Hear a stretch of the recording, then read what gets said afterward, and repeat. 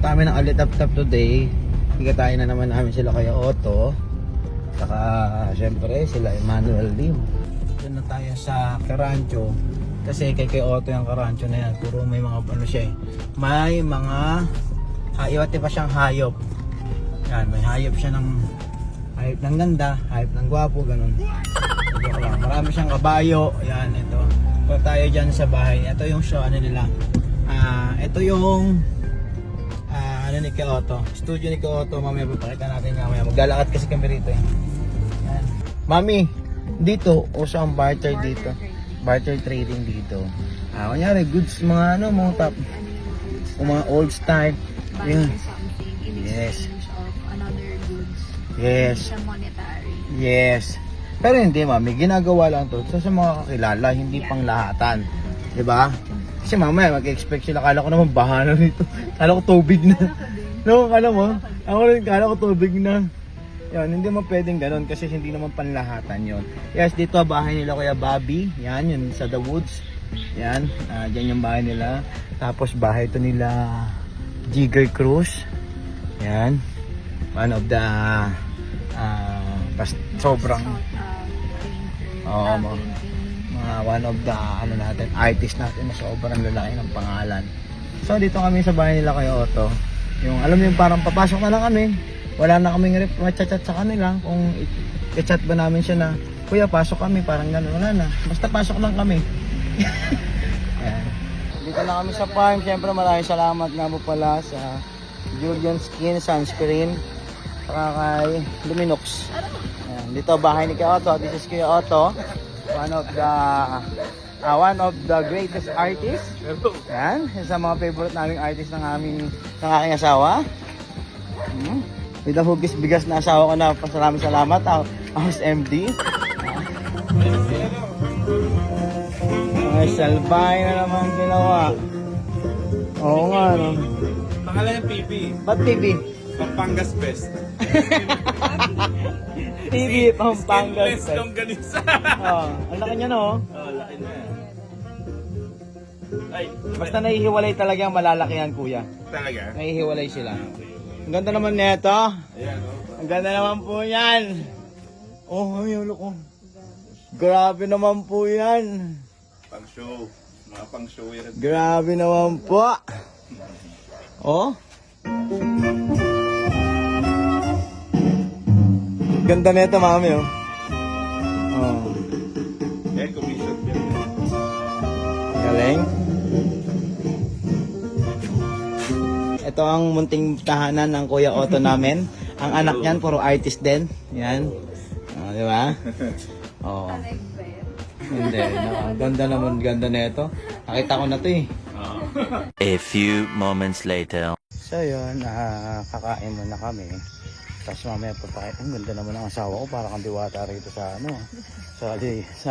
Alitap-tap pa. Sobrang ganda rito. Diba? Iba't pangako mo nung una.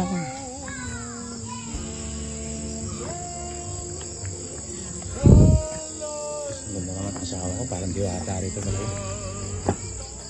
So yun, papunta kami ngayon kala Angel, kasama ko pa rin si Kuya Otto. Ayan, si Kuya Otto.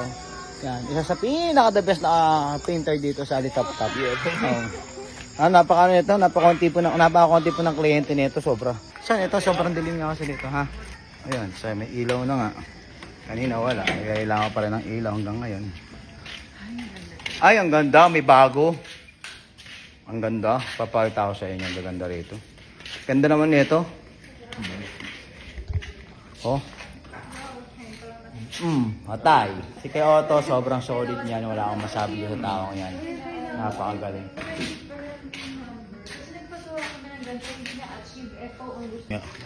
So yun, nakasama pa rin namin si Kuya Otto. Pupunta naman kami ngayon sa Kala Angel, na anak ni Maestro Abayan, na which is nga, nag-aandbang kanina pa ng pusa niya.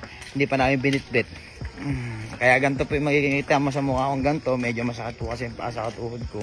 Hindi po komportable, nilalakad ko lang po ng maayos kasi madilim, baka mamaya bumalibag po ako. Kaya comment guys kung may nakikita kayong hindi dapat nakita. So ayun na nga, dito kami. Siyempre may papakita kami sa inyo mga painting. Kasama ko pa rin si Kuya Otto, walang asawa-asawa. Lagi ako sinasamahan niya. Ganyan ako mahal niya ni Kuya Ots. Kaya siyempre kasama pa rin ang aking napakagandang asawa. Napakala mo diwata. Akala ko may tao.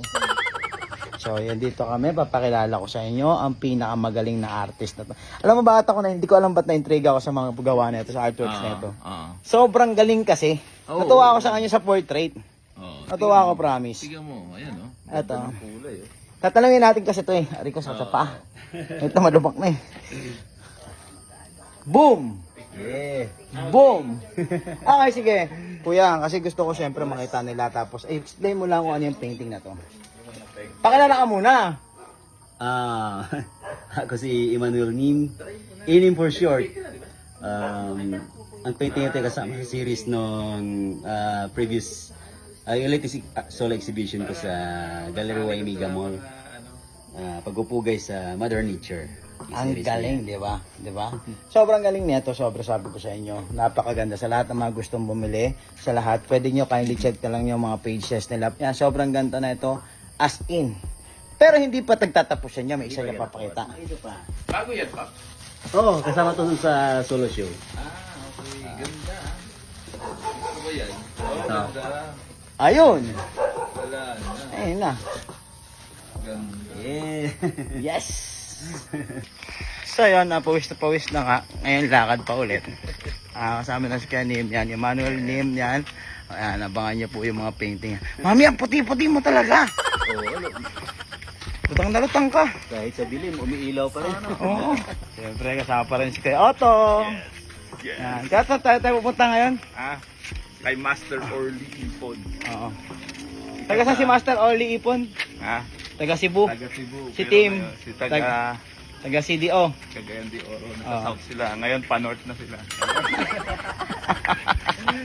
Yung kasama po natin ngayon si Kuya Orly Ipon. Napakagaling po na artist na ito. Napakasalbahe po na ito. Yan. May tana from Cebu po galing yan. Ano yung sinasabi mo nga ulit, Kuya? Kuya, Si Tim. hindi, kaya ito sinasabi ko. Gusto ko marinig mo. Ano sabi mo? Si Tim Sawyer galing south, Cagayan de Oro. Ah. Orly galing Cebu. Ah. Ngayon, nasa north na sila ngayon. North.